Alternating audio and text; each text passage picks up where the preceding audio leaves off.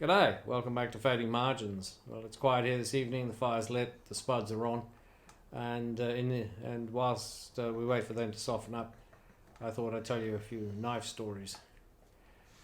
The first knife that I think I ever owned was a spear point blade. It had a red handle, it wasn't a Victorinox. I bought it from Kmart. I think it came on a blister pack. I remember being stuck outside, my parents were in some sort of meeting. I remember trying to throw it into a tree, like stick it in a tree.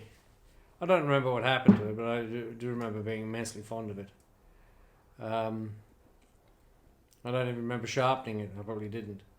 The second knife, or may have been the first knife, depending on which way round those two came, because I can't tell you, was of course that Stockman, the Rough Rider Stockman, with a carbon steel blade, which would delight me today.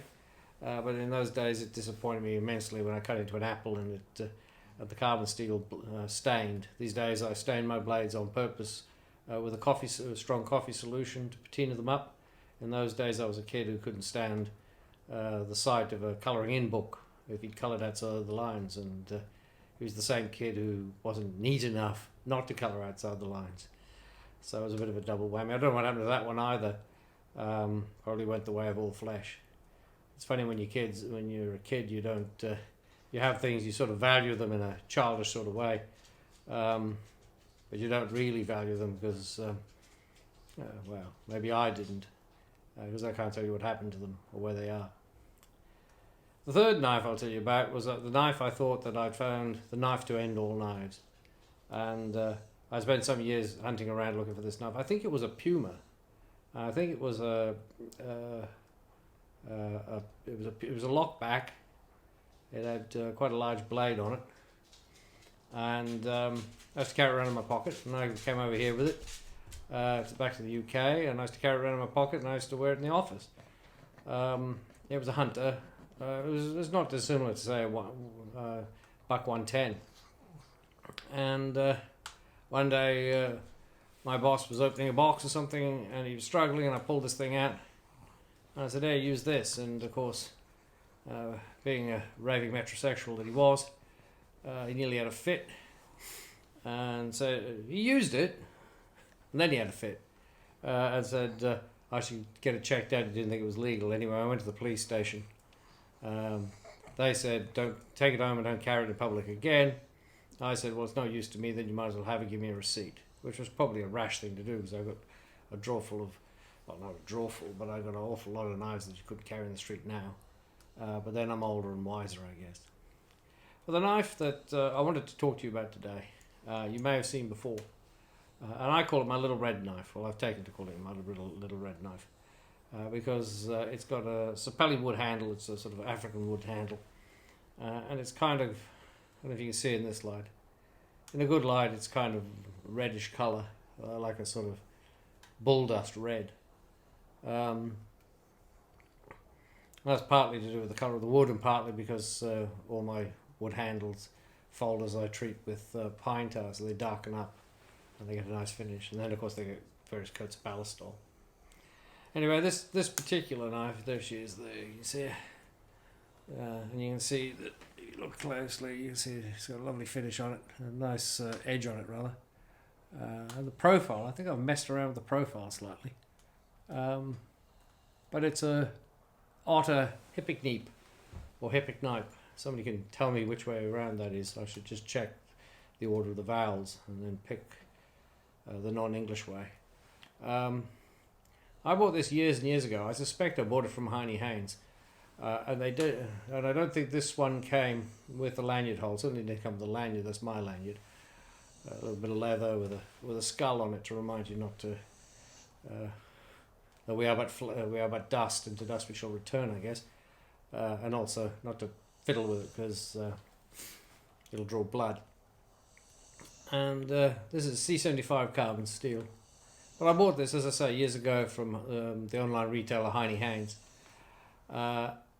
Because after I'd handed in my other knife, I spent a long time, either knifeless or looking for something, and it was one of those cases. You see the photograph and you think, "Oh wow, that's fabulous," and then it turns up and it's like, "Oh, that's what it looks like."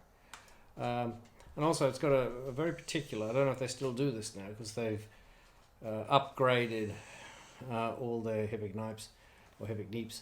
But you can see it's a very slab-sided sort of knife, which is really nice in the hand, but I have read reviews of people who don't know better complaining about it. And it's also got a very peculiar hinge. You can see they've left the pin is peened on both the sides. So if in the event that this blade works loose, which it never has, you can just give it a whack with a peening hammer to tighten it back up again, which is a really nice feature.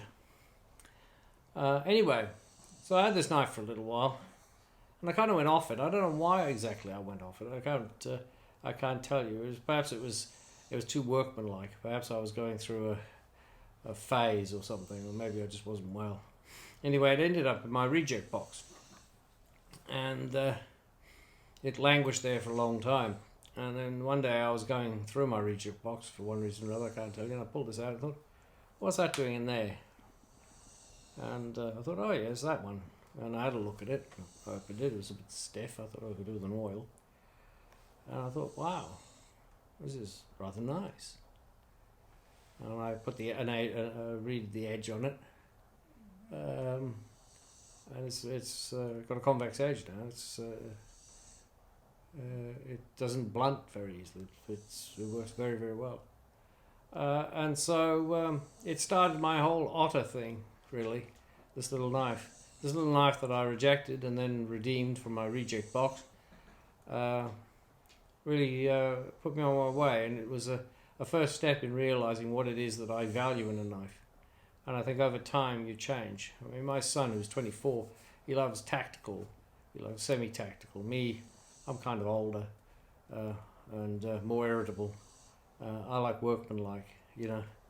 I like it to take a patina, and I like it to look, not just do a day's work, but look like it to do a day's work. So what's the moral of all this? I don't know if there is one. The moral is that if you've got a warm fire going and you're prone to talking to yourself, you can shoot a YouTube video. Alternatively, the moral might be not to be in too much of a hurry to pass judgment on a little red knife, because you never know where ownership of that little red knife may take you. Anyway, enough rambling from me, guys. This is Steve from Fading Margins. I wish you all health and happiness. I wish you every blessing, and I'll be back soon. Take care.